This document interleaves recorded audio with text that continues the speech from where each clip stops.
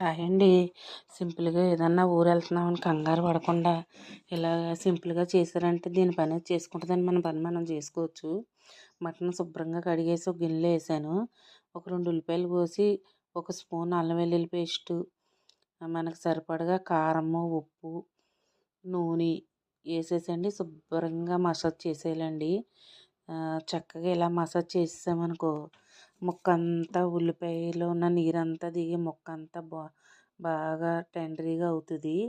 ఇప్పుడు మనకు కావాల్సినంత నూనె వేసుకుని చక్కగా మూత పెట్టేయాలండి. మూత పెట్టేస్తే వాటర్ వచ్చేస్తుంది.